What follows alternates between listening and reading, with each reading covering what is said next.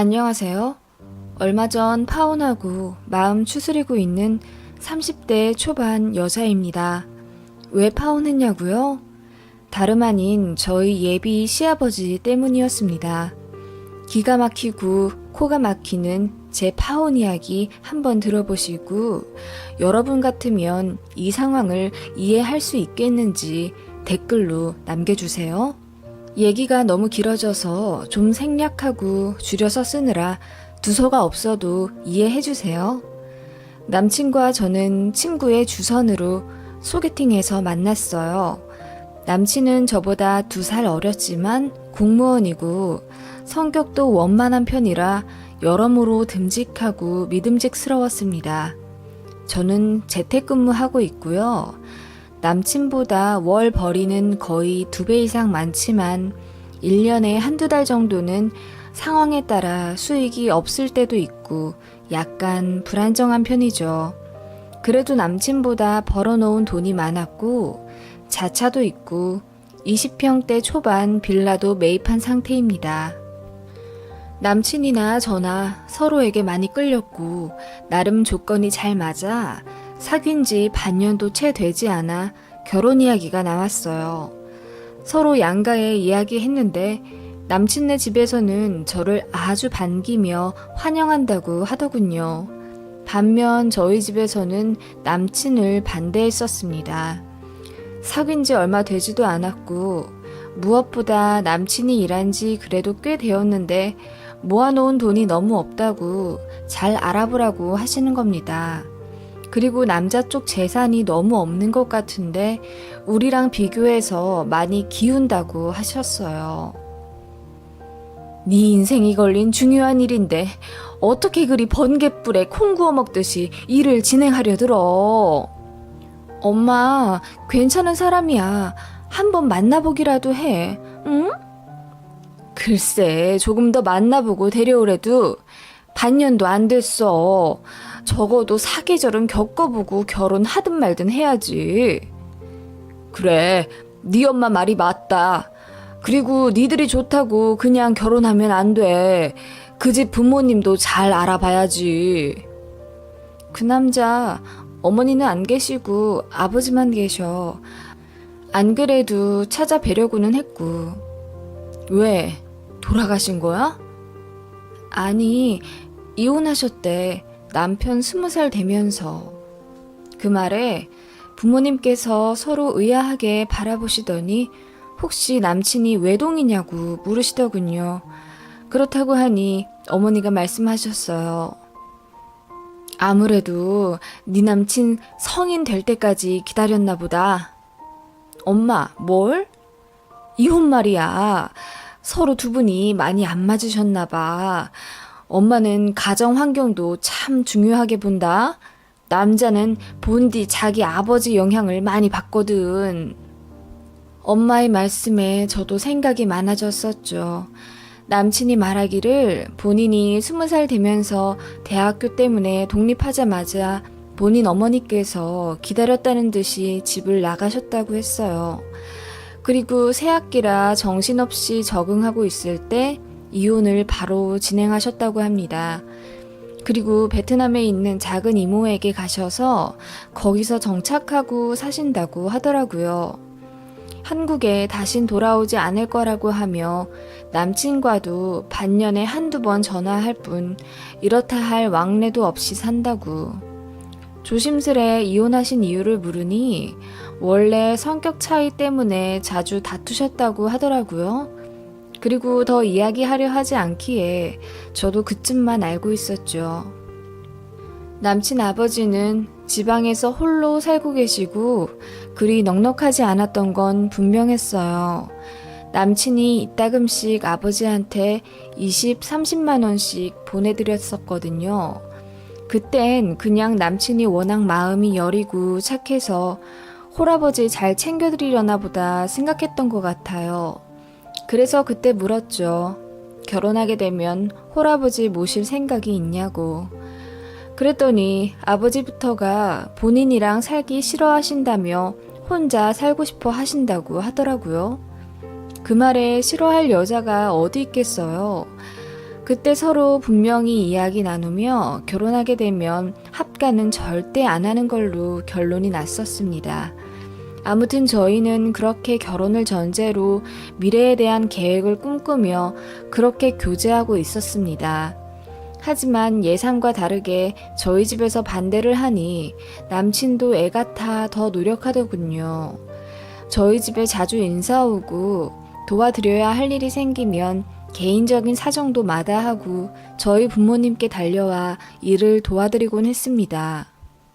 처음엔 그저 점수 따려고 액션 취하나 보다 생각하셨던 저희 부모님은 색안경을 이내 벗으시곤 싹싹하고 착한 남친에게 마음을 여셨어요.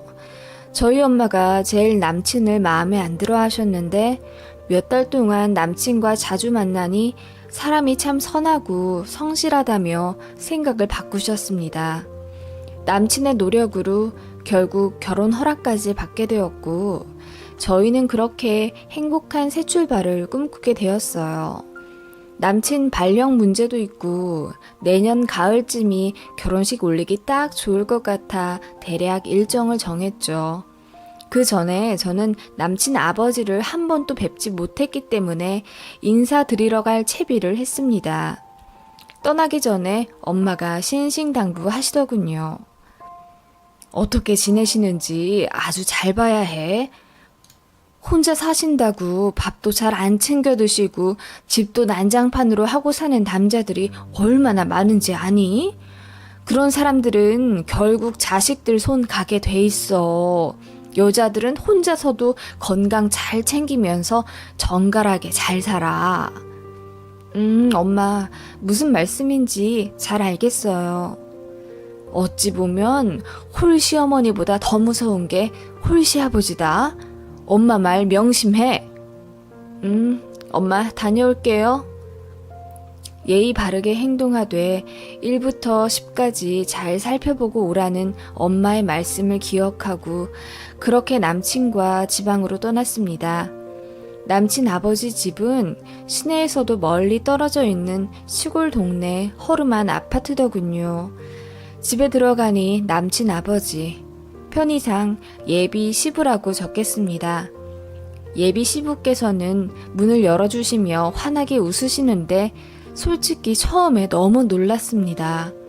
남친도 외모로는 빠지지 않습니다만 예비 시부는 남친 인물의 10배는 넘게 훤칠 하시더군요. 진짜 중년 연예인이 문 열어주시는 줄 알았습니다. 너무 잘생기셔서 놀랐고 두 번째는 집 내부가 너무 깨끗해서 놀랐습니다. 남자 혼자 사는 집에 큰 기대는 없었는데 어딜 봐도 먼지 한 톨 안 떨어져 있고 싱크대는 반짝반짝, 소파도 얼마나 윤희나게 관리하셨는지 연식은 되었지만 가죽은 새 것 같더군요. 커튼도 갓 세탁한 듯 섬유유연제 향이 폴폴 풍기고 유리창에 지문 하나 안 묻어 있더군요. 그냥 집이 너무나 깔끔했습니다. 제가 집이 너무 깨끗하다고 칭찬드리자 예비 시부가 멋쩍게 웃으며 말씀하시더라고요. 여자친구 성격이 좀 깔끔해서 하시더라고요. 그 말에 남친이 화들짝 놀라더니 여자친구가 있냐며 저번에 헤어지지 않았냐고 묻더군요. 그랬더니 예비 시부가 그게 몇 달 전 일인데 아직도 혼자 살겠냐며 당연히 다른 여자 또 사귀었지 하며 웃으시더군요. 놀라지 않았다면 거짓말이었죠. 제가 어색하게 웃자 남친도 분위기를 파악했는지 이혼하고 한동안 혼자 사시다가 작년부터 여자친구를 사귀셨다고 말까지 더듬으며 설명하더군요. 그 말에 예비 시부가 버럭 화를 내시며 결혼할 사람이면 그런 걸로 속이면 안 된다 하시더니 사실 이혼하고 여자친구는 계속 있었고 앞으로도 결혼 안 하고 계속 연애하고 동거하며 사시겠다 하시더라고요. 너무 쿨내 나는 말씀에 제가 다 당황했고 남친도 얼굴이 빨개지더군요. 예비 시부께서 하시는 말씀은 이러했습니다. 본인은 계속 이렇게 연애하며 살 거고 다시는 결혼 같은 걸로 구속받지 않을 거다. 본디 답답한 걸 싫어하기에 나이 많이 먹어서 병들어 산다고 하더라도 우리랑은 절대 합가할 생각 없고 따로 살 거다. 그냥 이렇게 자유롭게 사는 게 편하다. 아들한테 해줄 돈도 별로 없으니 서로 신경 쓰지 말고 지내자 하시더군요. 저는 그냥 네 소리밖에 나오지 않더라고요. 남친이 서둘러 일어나자고 퇴근하더라고요. 그렇게 1시간 정도 예비 시부 댁에서 시간을 보낸 후 나왔습니다. 남친에게 물었습니다. 이혼 사유를 제대로 알고 싶다고. 말하기 껄끄러울 순 있지만 우리 결혼까지 할 사이인데 나도 제대로는 알아야 하지 않겠냐고 하니 남친이 운전대를 잡으며 한숨을 푹 쉬고 말하더군요. 사실 예비 시부가 결혼 생활 내내 바람을 피우셨다고 하더라고요. 본인이 태어나고부터 아버지가 매일 술집 드나들며 술집 여자들과 불륜 관계를 유지하셨대요. 그래서 동네에서 말도 많았고 어머니가 상처를 정말 많이 받으셨다고 해요. 그러다 남친 아주 어릴 적에 예비 시부가 부산에 일을 하러 내려갔고 거기서 살림을 차렸다고 하네요. 그 이야기를 다른 사람 통해 들으신 남친 어머님은 크게 상심하셨고 남편 죽었다고 생각하며 아들만 키우며 사셨대요. 그리고 3년 후 상간녀가 혼자 남친네 집에 찾아와서 여기서 살겠다며 어머니를 내쫓으려고 한 적이 있었다네요. 그때 어머니가 상간녀와 머리끄댕이 붙잡고 싸웠고 그걸 당시 7살이었던 남편이 목격해서 충격을 받았었다고 해요. 그리고 며칠 뒤 남친 아버지가 다 정리했다며 돌아오셨지만 더는 못 참겠던 어머니가 짐을 싸서 떠나려 하자 어렸던 남편이 엉엉 울며 자기 버리고 떠나지 말라고 어머니 치맛자락을 잡고 오열했답니다. 그 모습에 마음이 약해진 어머니는 아들 학교만 들어가면, 중학교만 졸업하면, 고등학교 수능만 보면 이런 식으로 하루, 일주일, 한 달을 참고 참으시다가 결국 떠나신 거였답니다. 그 와중에 예비 시부는 가슴앓이 하는 어머님을 아랑곳하지 않은 채 대놓고 바람을 피우며 술집 다니고 재산 탕진하며 망나니처럼 사셨고요.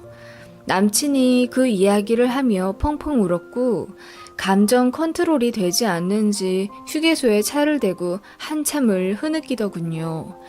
그러면서 본인은 절대 아버지처럼 살지 않겠다고 다짐했대요. 저에게 안 좋은 꼴 보여 너무 미안한데 한 번만 자기를 믿어줄 수 없냐면서 제 손을 붙잡고 빌더군요. 본인은 아버지와는 정반대로 살아갈 것이며 언제나 가정이 최우선이고 저만을 위해 살 거라고 약속했습니다. 그렇게 저는 집에 도착했고 궁금해하시는 부모님께 모든 사실을 털어놓았더니 예상대로 다시 반대하기 시작하셨습니다. 남친도 그럴 거라 생각했는지 눈물 콧물 다 쏟으며 본인은 그런 아버지의 모습을 경멸하고 무슨 일이 있어도 그렇게 살지 않겠다며 저희 친정 부모님께 빌더군요. 그렇게 일주일 정도를 설득했고 결국 친정 부모님도 두 손 두 발 드셨습니다. 저도 당시에는 남친을 너무 믿었기에 같이 부모님을 설득했었던 것 같아요.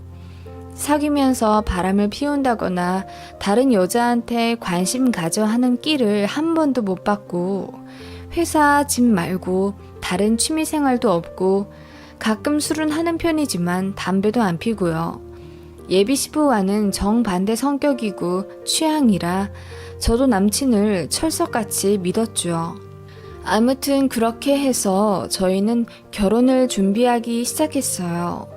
진짜 말도 많고 탈도 많았 결혼 허락 과정이었죠. 솔직히 흠 하나 없는 상대방이 어딨나 생각했어요. 사실 저도 소화기에 타고난 질환이 있어서 건강이 별로 좋지 않은 편이고 평생 관리하며 살아야 하거든요. 그렇지만 남친이 그런 점을 전혀 개의치 않아 했고 오히려 본인이 더 관리해주겠다, 본인에게 맡기라고 듬직하게 말해준 덕분에 감동했거든요. 여튼 그렇게 결혼을 준비했고 예식장 알아보고 스드메 정보 틈틈이 구하며 행복한 고민을 하던 날들이었어요. 상견례 날짜도 잡혀서 거리와 시간도 서로에게 배려하며 신중히 정했죠. 대망의 상견례 날이 다가왔습니다. 상견례에서 결혼 날짜 확실히 픽스하고 그 다음 주부터 바로 예식장이랑 스드메 그리고 신혼여행 관련 예약들을 할 계획이었어요. 남친이 외동이고 게다가 서로 이혼하신 상태라 예비 시아버지만 참석하시는 거라 인원이 상당히 단촐했어요. 저희는 부모님 오셨고 결혼 아직 안 한 친오빠가 있긴 하지만 밸런스가 너무 안 맞아서 오빠는 나중에 따로 보기로 했어요. 그렇게 5명이 모여 어느 일식당에 자리를 잡았습니다. 저희 부모님과 예비 시부 모두 90도로 인사해가며 예의 바르게 첫 만남을 가졌고 대화도 매끄럽게 잘 진행되었어요. 예비 시부는 모든 것을 저에게 맞추겠다. 워낙 지원해줄 돈이 별로 없기 때문에 예물, 예단 이런 거 다 생략하고 둘이서 합리적으로 결혼했으면 좋겠다 하시더군요. 그러시면서 저에게 미안하기 때문에 신랑 쪽 축의금으로 들어오는 거 전부 저한테 주신다고 하더라고요. 그것 말고는 더 도와줄 돈이 없다고 미안하다고 하셨습니다. 친정 부모님은 어차피 서로 사정 다 알고 진행하는 거니 더 개의치 않으셔도 된다 말씀하셨고 그렇게 모든 것이 척척 진행되는 듯 했습니다. 그때 예비 시아버지가 약주 한 잔 가볍게 하지 않으시겠냐며 먼저 술을 권하시더군요. 저희 부모님은 술을 즐기지는 않으시지만 상황이 어색하기도 하고 가볍게 한두 잔 정도 하는 건 분위기에도 좋을 것 같아 그러자고 하셨습니다. 남편이 메뉴판 보고 3만 원 정도 하는 적당한 도수의 과일주를 시켰고 가볍게 짠 하며 웃으며 마셨습니다. 그런데 예비 시아버지가 술을 들이키시더니 바로 한 잔 더 자작하시며 드시더라고요. 좀 놀랐죠. 그렇게 연거푸 몇 잔을 혼자 들이키시더니 얼굴이 발그레해지시더라고요. 저희 어머니가 불쾌한 티를 좀 내셨고 남친이 안절부절 못하며 본인 아버지를 말렸습니다. 아버지, 그만 드시는 게 좋을 것 같아요. 아니, 나만 먹네. 이 좋은 술 아깝게 다 남기잖아. 하시며 막 웃으시더라고요. 기분 좋은 날이고 너무 좋으신 사돈을 만나서 행복해서 그렇다며 한 잔을 더 시키더군요. 저희가 말렸는데도 굳이 카운터까지 가서 술을 한 병 가져오시더군요. 그렇게 예비 시부는 물고 튼 듯 술을 혼자 막 마시기 시작하셨고 남친은 급기야 화를 냈습니다. 아버지, 그만 드세요. 이제 일어날 거예요. 무슨 소리야? 2차 가야지. 하시는데 저희 아버지가 얼굴이 울그락불그락 해지셔선 헛기침을 하시고 예비 시아버지를 말리셨습니다. 2차라니요. 약주 그만하시고 일어나시죠. 많이 취하셨습니다. 아직 날도 밝은데. 알겠습니다. 제가 실례가 많았군요. 하며 예비 시부가 정신을 차리려고 하셨고 이미 기분이 상할 대로 상한 엄마가 화장실에 가신다며 자리에서 일어나셨습니다. 그때 예비 시부가 저희 엄마 손목을 탁 잡으시는 게 아니겠어요? 사부인, 어디 가세요? 어머. 엄마가 놀라셨고 아버지가 바로 말리셨습니다. 그랬더니 예비 시아버지가 잔뜩 꼬인 혀로 이러시는 거예요. 사부인, 내가 사실은 사부인 처음 봤을 때 너무 놀랐어요. 제 얼굴에서 티나지 않았습니까? 무슨 말씀인지 모르겠네요, 참. 혹시 30년 전에 부산에 있지 않으셨어요? 네? 30년 전이요? 그때면 우리 아들 키우면서 갓 딸 낳았을 텐데 부산을 갔을 리가요. 아니, 부산에 머문 적도 없으시단 말씀입니까? 네, 그럼요. 서울 토박이에요. 그나저나 이제 일어나시는 게 좋을 것 같습니다. 하시며 어머니가 일어나시자 예비 시부가 막더군요. 그러더니 잔뜩 풀린 눈으로 취해서 어눌하게 하시는 말에 모두가 경악하고 말았습니다. 당신 희옥이 아니야? 네?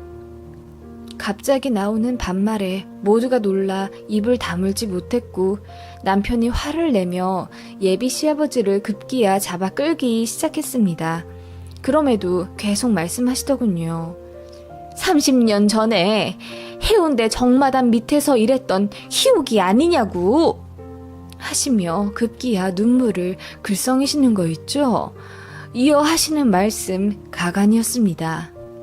해운대에서 만난 희옥이라는 술집 여자와 저희 어머니가 닮아도 너무 닮았답니다. 그때 예비 시아버지가 부산에서 일하고 있었는데 우연히 간 술집에서 희옥이라는 여자를 만났고 사랑에 빠져 그렇게 3년을 불륜했다고 하네요. 남친이 말했던 그 예비 시부가 부산에서 살림 차렸다는 3년이 그 말이었나 봅니다. 정말 열렬히 사랑했지만 이혼 생각은 없었던 예비 시부는 계속 결혼하자며 조르는 희옥이라는 술집 여자에게 자기 첩이 되어달라고 했다네요. 이혼은 못하겠다며.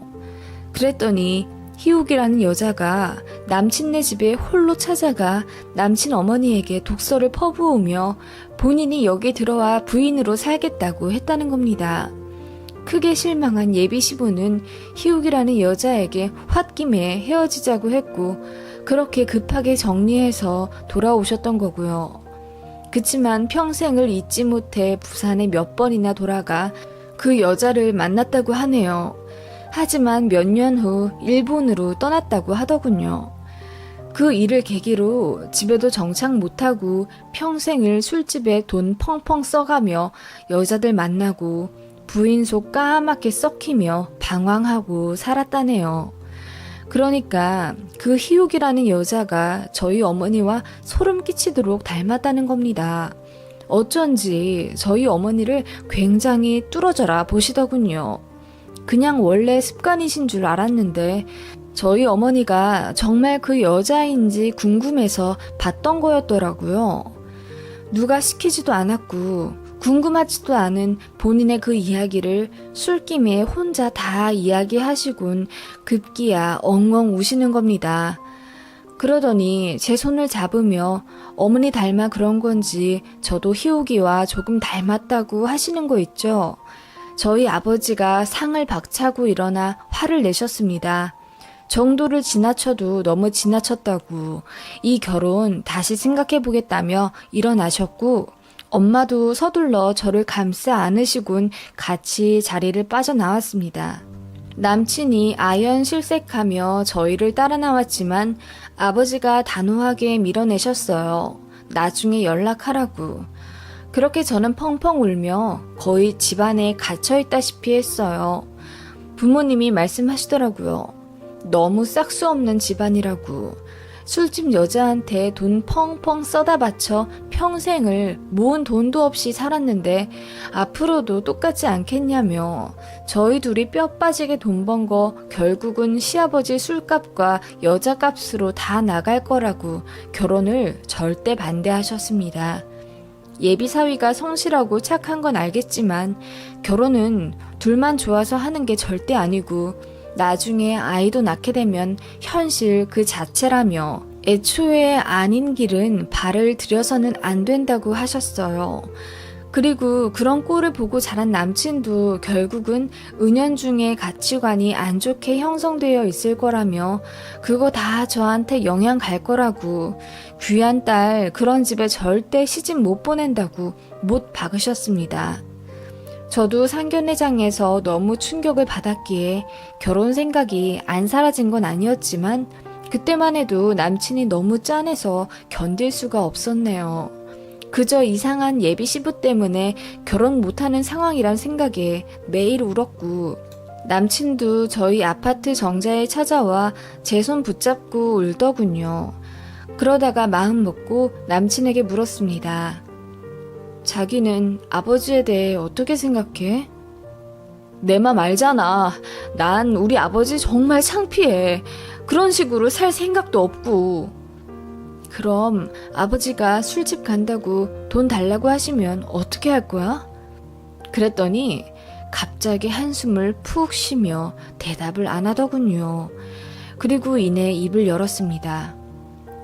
돈은 드려야 하지 않을까? 그거 얼마나 한다고. 뭐? 내가 가끔 20-30만 원 정도 보내드린 거 자기도 알고 있잖아. 난 아버지가 바람을 피운 게 싫었지. 술집 가는 건. 뭐라고? 그렇잖아. 10몇 년을 혼자 사셨는데 술집이라도 가시며 누구와 말상대 하셔야지. 그럼 술집 가시는 돈을 평생 지원해드리겠다고? 자기야, 내 말 좀 들어봐. 우리 아빠 많이 외로우셨어. 반성도 많이 하시고. 반성을 하셨는데 저렇게 알코올 중독처럼 술을 많이 드셔? 알코올 중독? 그날은 그냥 기분이 좋아서 한잔 하신다는 게 좀 지나치셨던 거야.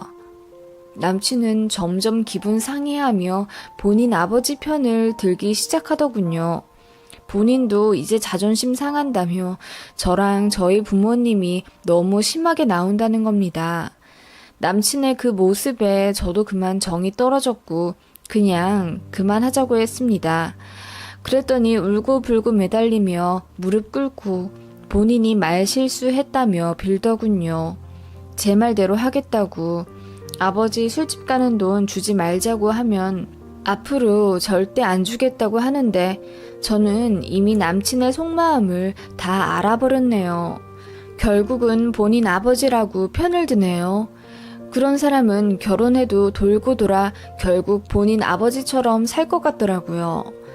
무엇보다 가장 격식 차려야 할 상견례 자리에서 저희 엄마 보고 본인이 불륜하던 술집 여자 닮았다는 말을 어떻게 할 수가 있나요?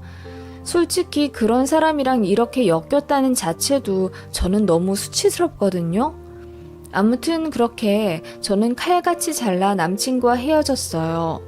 연락 와도 받을 생각 절대 없습니다. 저희 소개시켜준 주선자가 왜 헤어졌냐고 묻는데 차마 뭐라 말을 해야 할지 몰라 연락 씹고 있습니다. 부모님한테 본의 아니게 근심과 상처를 드려서 정말 너무 죄송해하고 있어요. 엄마 말씀대로 처음부터 그냥 정리하는 쪽으로 했으면 이 꼴 안 봤을까 싶고요. 전 마음 잘 정리하고 있고요. 사람 만나 결혼을 결정하는 게 쉬운 일이 아니라는 큰 깨달음 얻었습니다. 긴 글 읽어주셔서 감사합니다.